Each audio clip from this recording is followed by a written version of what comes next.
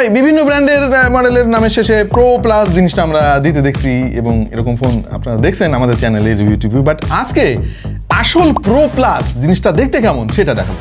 খেয়াল করে দেখেন, এটা হচ্ছে আইকিউ নিও 10 প্রো প্লাস।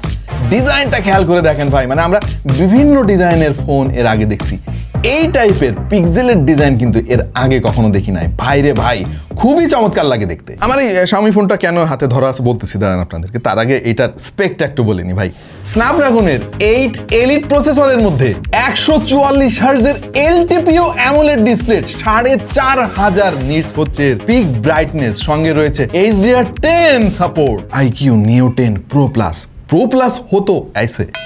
আরো আছে ভাই, এখানে শেষ না, 6800 mAh এর সিলিকন কার্বন ব্যাটারি এর মধ্যে দেওয়া আছে, সেই সঙ্গে রয়েছে 120 ওয়াটের ফাস্ট চার্জিং সাপোর্ট, এবং এই ফোন দিয়ে 8K পর্যন্ত রেকর্ড করা যাবে।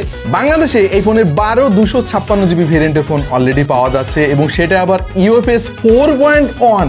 তো স্পেক তো শুনে বুঝতেই পারতেছেন যে ভাই এটা একটা ফ্ল্যাগশিপ ফোন।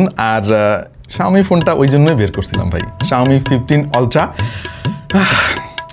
1,90,000 টাকা নিছিল ভাই। শুরুর দিকে কিনছিলাম, এই জন্য দাম বেশি নিছিল, এখন একটু কমে গেছে অবশ্য। স্ন্যাপড্রাগন 8 এলিট, এটা তো ভাই মানে ওইটাই তো আসল জিনিস আর কি। হ্যাঁ, তো এইটার স্পেক শুনে কি মনে হচ্ছে দাম কত হতে পারে ভাই? এইটা 3 ভাগের 1 ভাগ ভাই, 64,000 টাকা।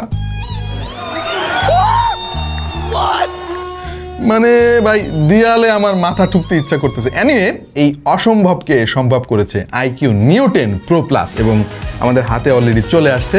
এটা নিয়ে কিন্তু আমরা ফুল রিভিউর জন্য সব বন্দোবস্ত করে রাখছি, খুব শীঘ্রই দেখতে পাবেন টেক টু দ্য পয়েন্টে। সুতরাং সাবস্ক্রাইব করে রাখেন এখনই।